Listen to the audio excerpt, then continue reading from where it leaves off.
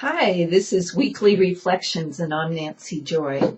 Well, we made it through the anniversary of 9/11 and the last of the super full moons, and on we go toward equinox now next week, 21st, I believe, depending on where on the planet you live. My good friend Kathy Morrison, my sister of the sun,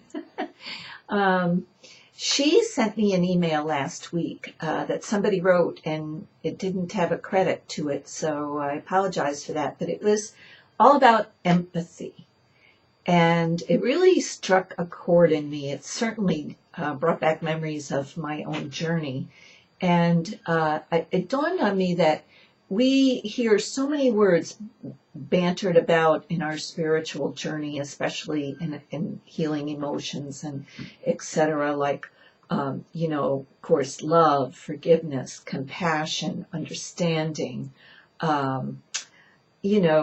words like that, ego, and, don't be in your ego, all this kind of thing. But the word empathy is such an important word, and it's such an important part of the spiritual practice. So I copied it in its entirety at the end of my written message here, and for YouTubers, you can just scroll down and probably see it there at the bottom. But whoever wrote this started out by saying, empathy is the act of suspending one's own point of view while trying on another's. And that's pretty poignant because that might sound easy, but it's not easy to suspend your point of view, the ego I. It's not easy to suspend that because it's our defense mechanism. And many times when we feel threatened, of course, we're very defensive. But it is a practice that needs to be understood. And, stepping into empathy requires you to be vulnerable. It requires you to be willing to let go of your point of view, which may very well be how you've kept yourself safe. If I'm right, I'm safe. If this is, going to be my way, then I'm safe. But it divides and separates. And while duality is collapsing, it's a practice we simply must understand and learn. And that's why I think it's so powerful to touch into it today so that you can really understand it. My first very conscious experience with empathy was when I was going through my divorce of 24 years, back in the early 90s. That's how long I've been around. And of course, we have a legal system that when people are in that situation of it's time to move on, our legal system creates a war out of what's already very emotionally filled with hurt and anger and frustration and stress and anxiety. And then the legal system comes in and makes it worse, And talk about divisive. They don't give a couple an easy way to move beautifully or even gently through this separation.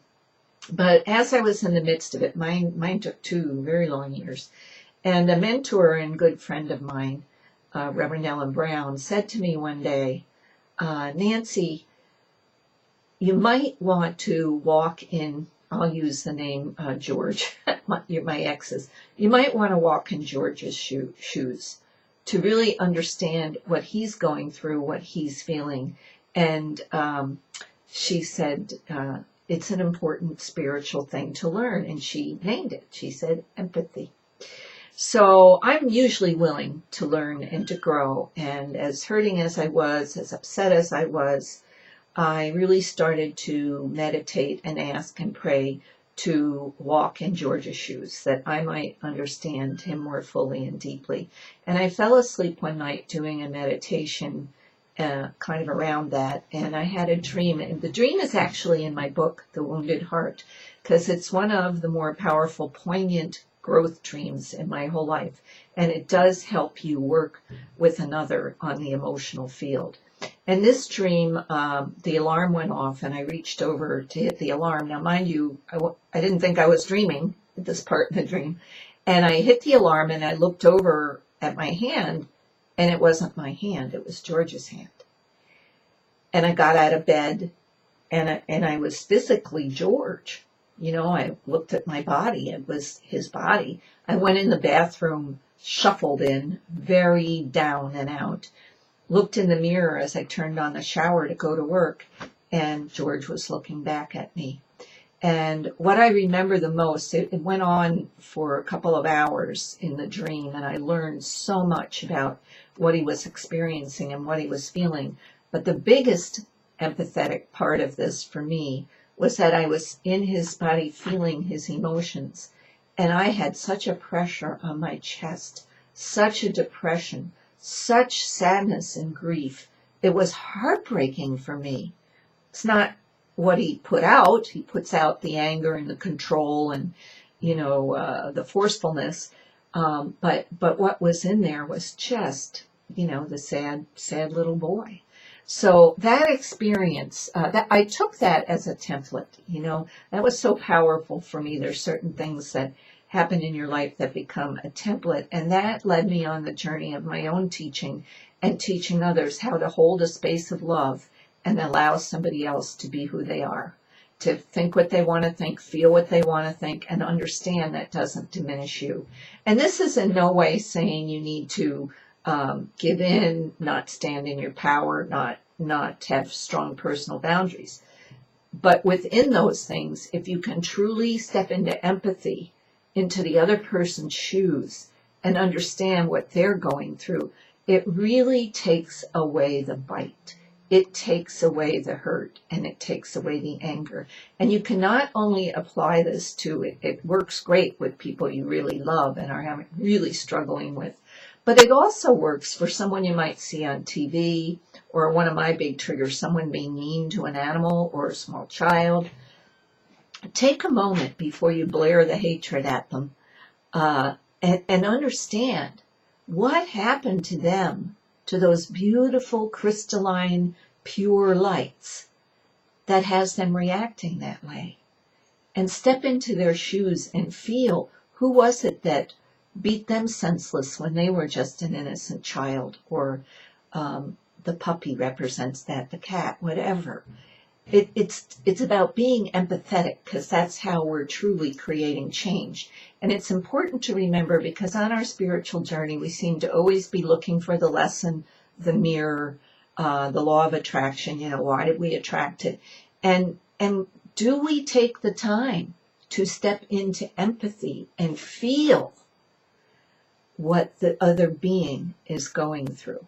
Because that's the value of our emotions, to feel them, to understand them, and to use them constructively. So I'm inviting all of you this week to invite empathy into your life, to become vulnerable with strong personal boundaries, but vulnerable, to set aside the ego I and truly step into another's shoes. So look around this week, your trigger will come, whatever it is, and see what a difference it makes, whether it's someone in a grocery store or a doctor or your child or your spouse, your lover, it doesn't matter.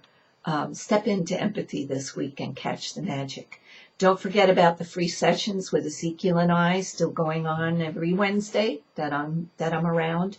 The Alaskan cruise, that's going to be so incredible, is filling up, I understand. So click on my link and check it out, and please join us. There's so many wonderful presenters that are going to be there. So presenters and channelers and psychics and really well-known people. It's going to be fun, and we're going to visit Eskimo shaman and do actual work on that grid up there in Alaska. That's one of the fire points of our planet. So think about that one. Egypt's in March. I have three or four people signed up. That's a go. And Sedona, had my first Sedona sign up. So please look those over. Have a great week. Take care of who you are. Step into empathy, and we'll see you next week. Bye-bye.